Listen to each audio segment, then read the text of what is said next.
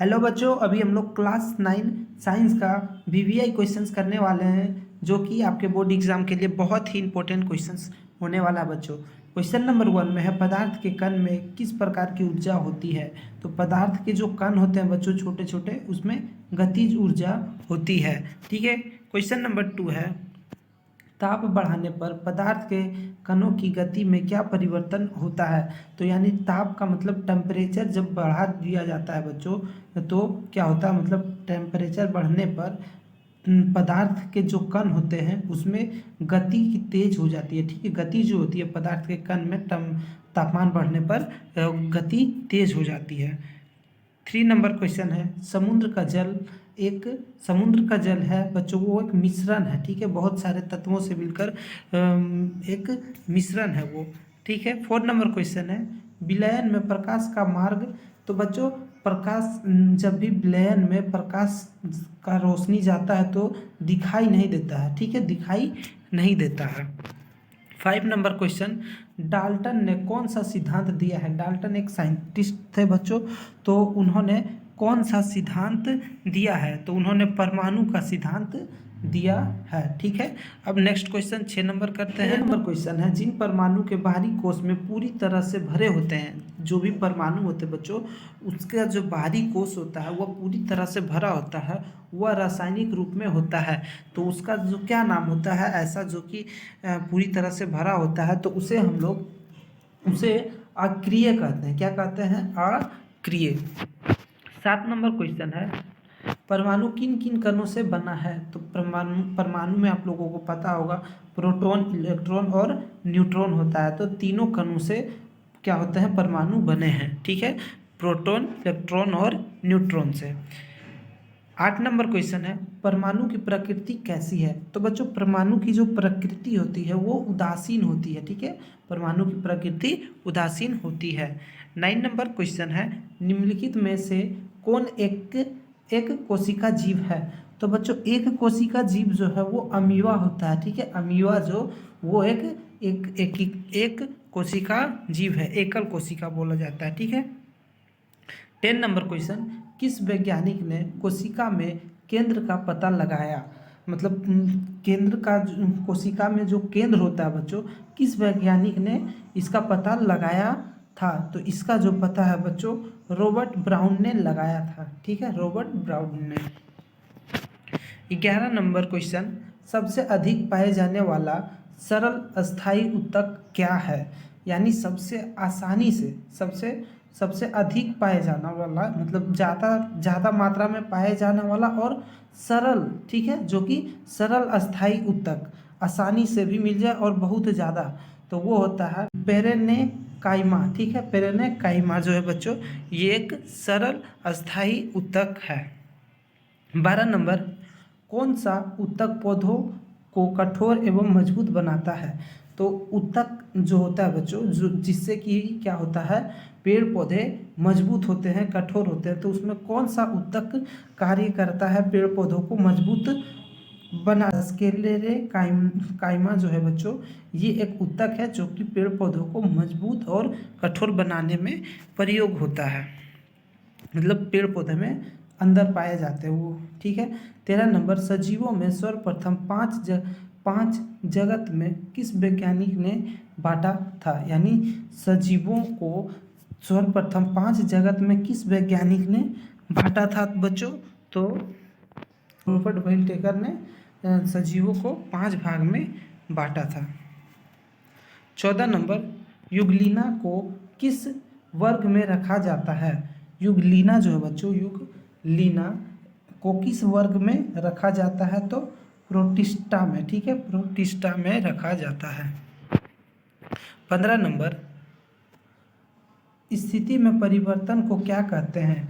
बच्चों, स्थिति में जो परिवर्तन होता है उसे गति कहते हैं। गति के कारण ही तो कोई वस्तु एक जगह से दूसरे जगह जाता है, परिवर्तन होता है। ठीक है। 16 नंबर, कोई वस्तु 5 सेकेंड में 200 मीटर की दूरी तय करता है। ठीक है, उस वस्तु का चाल क्या होगा। तो थोड़ा सा समझिएगा, 5 सेकेंड में कितना दूरी करता है, 200 मीटर। तो 1 सेकेंड में मतलब कि वो कितना कितना मीटर सेकेंड उसका चाल है। तो 40 मीटर प्रति सेकेंड से अगर कोई वस्तु चलता है तो वो 5 सेकेंड में बच्चों 200 मीटर तय करेगा। ठीक है, जैसे कि देख सकते हैं 1 सेकेंड में 40 मीटर जाता है, तो चार चार पचे क्या होता है 20, तो 40 पचे क्या हो जाएगा 200, और 5 सेकेंड में 200 मीटर। ठीक है, एकदम इजी क्वेश्चन है। 7 नंबर है, निम्नलिखित में कौन बल का कार्य करता है। तो बल का कार्य कौन करता है बच्चों, तो बल का कार्य करता है, देखिए चाल में परिवर्तन क्या एक बल है। ठीक है, वस्तु की गति की दिशा में परिवर्तन, ये भी इससे अगर हमें किसी चीज़ को घुमाना है तो उसमें भी बल लगेगा।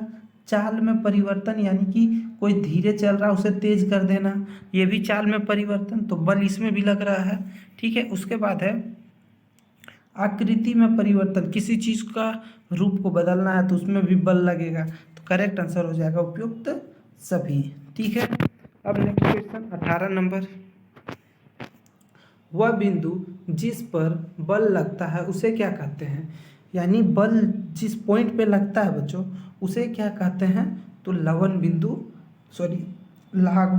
कहते हैं। ठीक है, नेक्स्ट क्वेश्चन 19 नंबर, चंद्रमा पृथ्वी के चारों ओर चक्कर किस बल के कारण लगाते हैं। तो बच्चों अभिकेंद्र बल के कारण चंद्रमा जो है पृथ्वी के चारों ओर चक्कर लगाता है, अभिकेंद्र बल के कारण। 19 हो गया। 20 नंबर, पृथ्वी के केंद्र पर जी का मान कितना होता है, यानी गुरुत्वाकर्षण बल का मान पृथ्वी के केंद्र पर कितना होता है। तो बच्चों सबसे कम यानी कि 0 हो जाता है। आप अगर पृथ्वी के केंद्र पर चले जाएंगे तो वहाँ का जो गुरुत्वाकर्षण बल है वहाँ 0 हो जाता है। 21 नंबर क्वेश्चन, कार्य करने की क्षमता कहलाती है। तो बच्चों कार्य करने की जो एक क्षमता होती है वो ऊर्जा कहलाती है। नेक्स्ट नंबर क्वेश्चन 22 नंबर है, बहती हवा में कौन सी ऊर्जा होती है। हवा चलती है, जो टरबाइन होता है बच्चों इस तरह का देखे होंगे आप लोग, ऐसे लगा हुआ रहता है और ये पंखा जैसा घूमता है। तो वो कौन सा ऊर्जा बहती हवा में कौन सा ऊर्जा होता है, तो इसमें बच्चों गतिज ऊर्जा होता है। ठीक है, गतिज ऊर्जा। 23 नंबर, ध्वनि किसका रूप है। तो ध्वनि यानी कि आवाज़ बच्चों, जो भी हम लोग बोलते हैं, जो आप मेरा बात अभी सुन रहे हैं वो किसका रूप है, तो वो एक ध्वनि जो है वो ऊर्जा का। ठीक है, ध्वनि जो है वो एक ऊर्जा है। ठीक है, 24 नंबर, ध्वनि उत्पन्न होती है। तो बच्चों ध्वनि उत्पन्न कैसे होती है, ध्वनि उत्पन्न होने का, तो ध्वनि वाइब्रेशन यानी कि कंपन। ठीक है, कंपन, कोई भी वस्तु जो कंपन करता है, बस देखिए यहाँ पे लिखा हुआ है, जैसे आप लोग बोलते हैं तो आप अपना कंठ जो होता है बच्चों गर्दन के पास, वहाँ पे जो कंठ होता है वहाँ पर छुएंगे तो वहाँ पे क्या होता है ना, कंपन होगा। तो कंपन वस्तु द्वारा ही ध्वनि उत्पन्न होता है। ठीक है, 25 नंबर, निम्नलिखित में से कौन सा रोग प्रोटोजोआ के कारण होता है। तो प्रोटोजोआ के कारण कौन सा रोग होता है बच्चों, तो मलेरिया जो है प्रोटोजोआ के कारण होता है।